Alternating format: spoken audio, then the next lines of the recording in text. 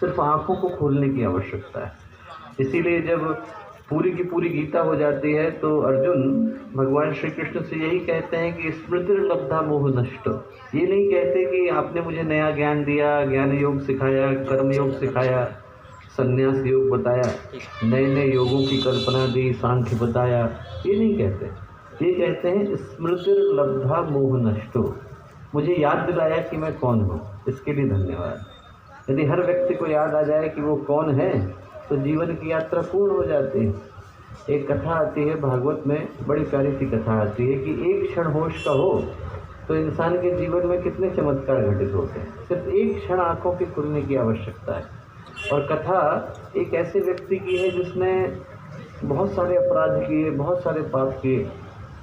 ऐसा कोई ही पाप रहा होगा उसके जीवन में जो उसने न किया। और एक दिन फूलों को लेकर के जा रहा था, हाथ में फूल थे, नशे में धुत था। इतनी देर में एक पत्थर से टकराया और टकरा करके गिर गया। माथा जो है ज़मीन से जाकर के लगा, खून बहने लगा और इसी चक्कर में धीरे से लड़खड़ाते हुए नाली के अंदर जाकर के गिर गया। पूरे शरीर में कीचड़ लग गई, खून ही खून था, मुँह से बदबू आ रही थी, बेहोश हो गया। कुछ मिनटों के बाद जब होश आया तो उसको अपने ऊपर बड़ी ग्लानि हुई, घृणा आई कि मैं कैसा जीवन जी रहा हूँ। नशे में धुत पड़ा हुआ हूँ, नाली के ऊपर गिरा हुआ हूँ, सारे शरीर पर कीचड़ है, होश भी नहीं है कि मैं क्या कर रहा हूँ। तो दुख के क्षणों में उसने भगवान को पुकारा और पास में भगवान शिव का एक मंदिर था, वहाँ गया और जाकर के उसने वो पुष्प अर्पित कर दिए। भगवान को बोला कि भगवान ये जीवन तो बेहोशी में चला गया है, अगला जीवन देना तो होश का देना। इतना कहना था कि प्राण छूट गए। ऊपर गया तो स्वर्ग में व्यवस्था है कि चित्रगुप्त हर एक के कर्मों का लेखा जोखा देखते हैं। तो उसका रजिस्टर भी खोला गया। चित्रगुप्त बोले कि भैया तुमने तो बहुत पाप किए। बोले इन पापों के बदले में क्या मिलेगा? बोले इन पापों के बदले में 2000 वर्ष का नरक मिलेगा। बोले मैंने कुछ अच्छा काम किया है? बोले बस एक अच्छा काम किया कि जब तुम भगवान के सामने खड़े थे तब तुम्हारा हृदय बिल्कुल निर्मल था, और जिस निर्मल हृदय से तुमने भगवान को पुकारा तो उसके बदले में तुमको उतनी देर का पुण्य मिलेगा जितनी देर के लिए पलक झपकती।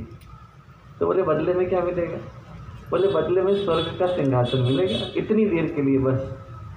पहले क्या लोगे? 2000 साल का नरक लोगे कि पलक झपकने का स्वर्ग लोगे? उसने कहा स्वर्ग पहले दे दीजिए, 2000 साल का नरक तो भुगतना ही।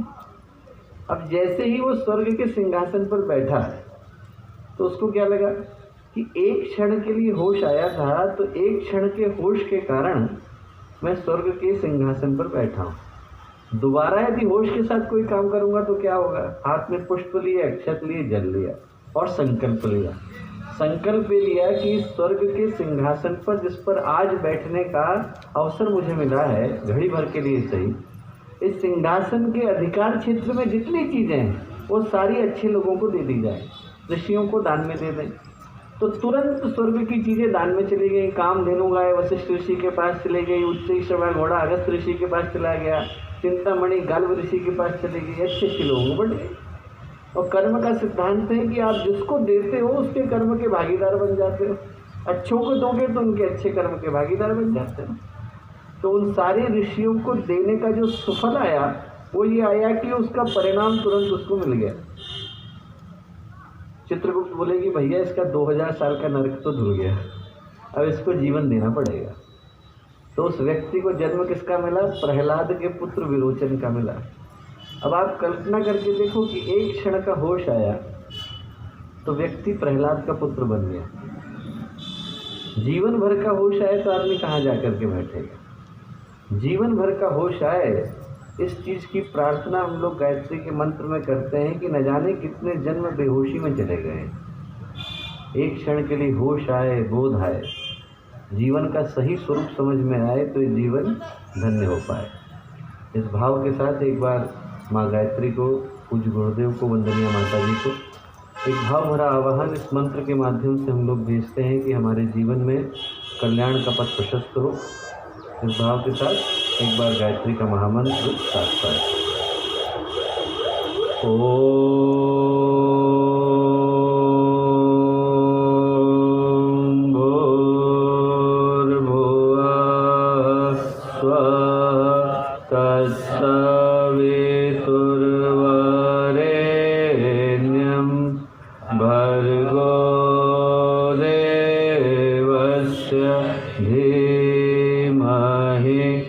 धियो यो नः प्रचोदयात्।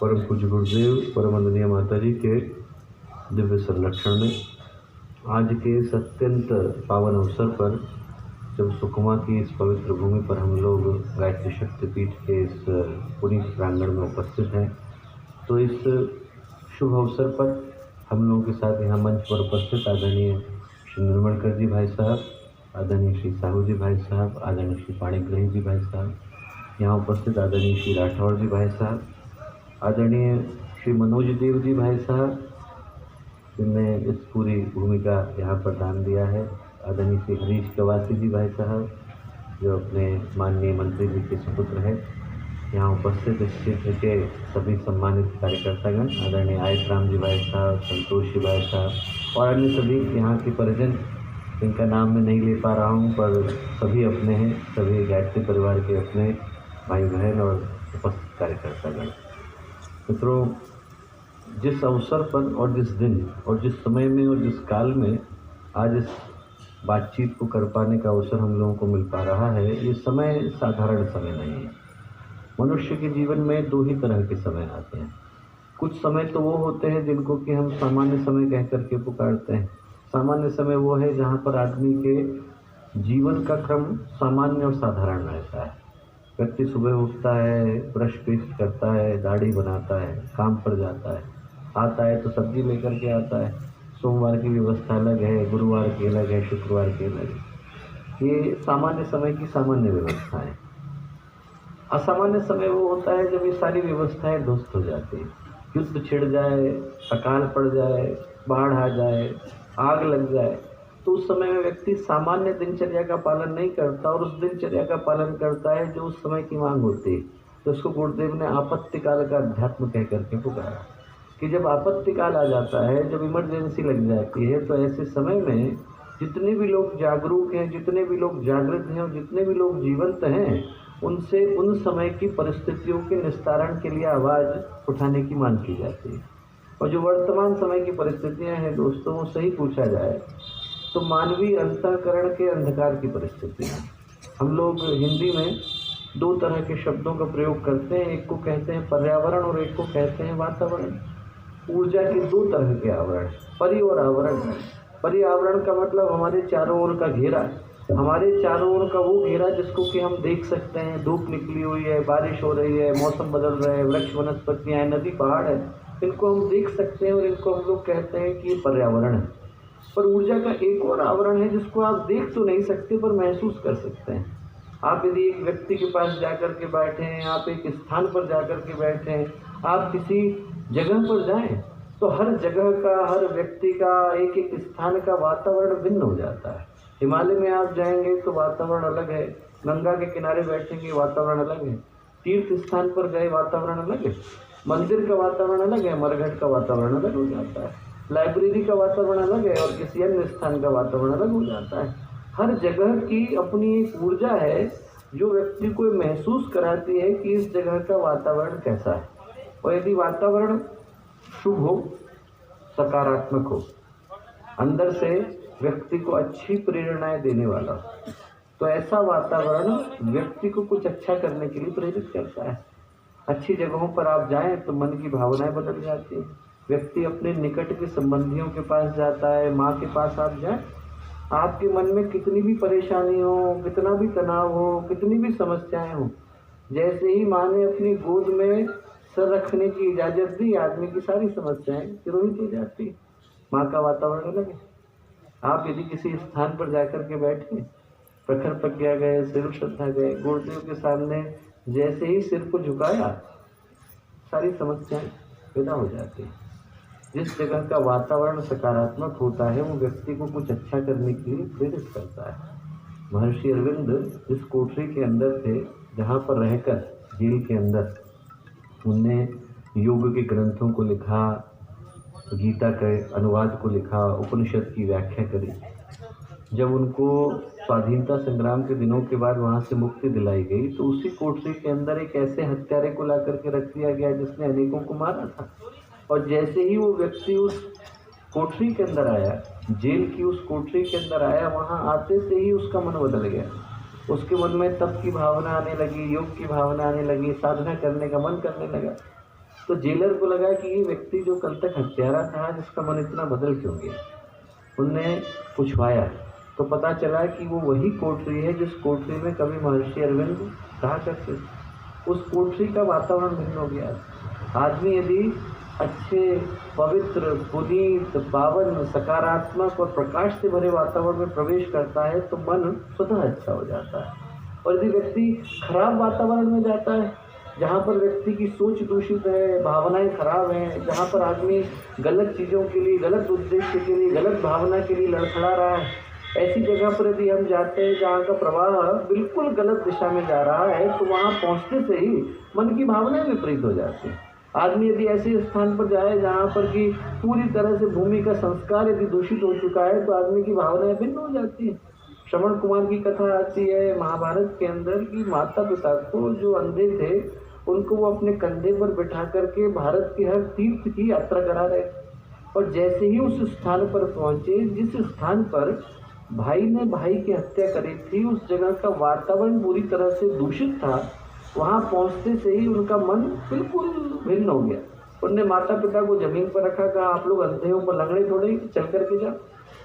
श्रवण कुमार के माता पिता को लगा कि अरे हमारा ये पुत्र जो इतना पितृभक्त था, इसको क्या हो गया है। उन्होंने एकदम ध्यान लगा करके देखा और महसूस करा कि वो स्थान है जिस स्थान पर कभी मय दानव का राज हुआ करता था। वहाँ पर भाइयों ने भाइयों की हत्या करी। उनने अपने पुत्र से कहा कि बेटा, इतनी दूर तक तू हमको लेकर के आया है, थोड़ी दूर जरा और लेकर के चल। बड़ा मन मार करके श्रवण कुमार बोला कि अच्छा, लेकर के चलता हूँ। जैसे ही थोड़ी दूर गया, जाते से ही उसकी मन की भावना भिन्न हुई। उसने कहा कि मैं कर क्या रहा था, मैं अपने जो है पिता को किस तरह के वचन बोल रहा था। उसने एकदम से अपने पिता से क्षमा मांगी, बोले कि ये गलती हो गई मुझसे, मैं जो है आपको बहुत ही गलत वचन बोलने लग गया, और उसने क्षमा मांगी। जब इन चीज़ों का प्रभाव, वातावरण का प्रभाव, जिस बात को स्मरण